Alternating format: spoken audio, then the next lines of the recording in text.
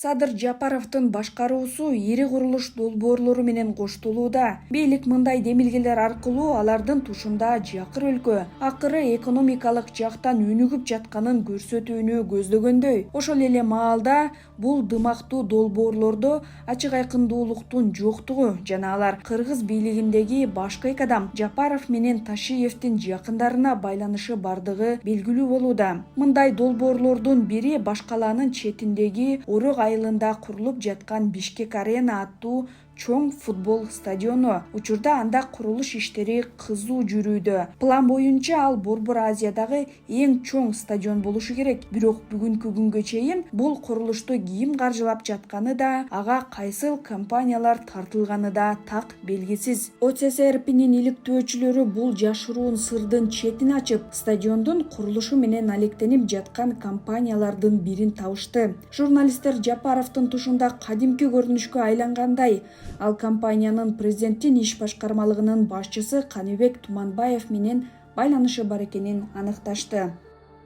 Бул Ордо курулуш компаниясы, анын жалгыз ээси жана директору Нурлан Чыныбеков. ОЦСРПнин президенттин иш башкармалыгынын иши менен жакындан тааныш булактарынын бири Чыныбековду Туманбаевдин башкы эсепчиси деп атаган. Бирок Ордо курулуш компания Чыныбековдун жалгыз бизнеси эмес. Ал расмий түрдө Туманбаевдин айланасындагы адамдарга байланышы бар Иншаат Строй Билдинг компаниясынын каржылык директору катары көрсөтүлгөн. Бул компания өкмөттүк трассанын боюна салынган президенттик администрациянын жаңы имаратын ынтымак Ордону курган 5 компаниянын бири. Эл арасында ал Хансарай деп аталып келет. Ачык маалыматтарга ылайык, Чыныбеков ошондой эле Иншаат Строй Билдингдин жана Туманбаевдин классташына катталган Еврошпал компаниясынын салыктарын төлөп турган. Кийинчерээк Еврошпалга президенттин иш башкармалыгынын башчысынын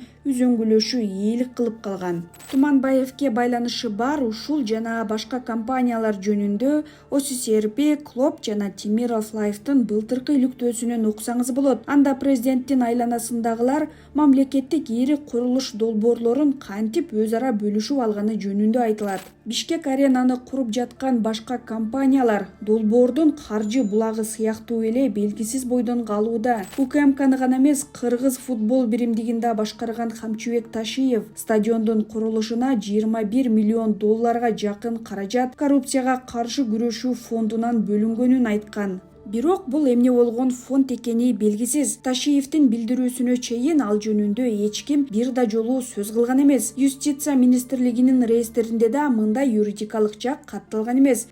Каржы министрлигинен болсо ОЦСРПнин бул боюнча суроолоруна жооп беришкен жок. Маданият, маалымат жана спорт министрлигинен иликтөөчүлөргө аларда стадион курулушунун каржы булагы жөнүндө маалыматтар жок экенин билдиришти. Ал эми Ташиевдин башкаруусундагы Кыргыз футбол биримдиги бул суроо менен курулуш иштерин көзөмөлдөп жаткан президенттин иш башкармалыгына кайрылууну сунуштаган. Ачык булактардан стадиондун курулушуна байланышкан эч кандай тендердик документтерди табуу мүмкүн болгон жок. Бул таң калыштуу эмес. Анткени 2022 жылы президент Жапаровдун демилгеси менен Кыргызстанда мамлекеттик сатып алуулар жөнүндөгү мыйзам өзгөртүлгөн. Ага ылайык мамлекеттик ишканалар эч кандай тендер өткөрбөстөн эле товарлар менен кызматтарды жеткирүүчүлөрдөн түз эле сатып ала алышат.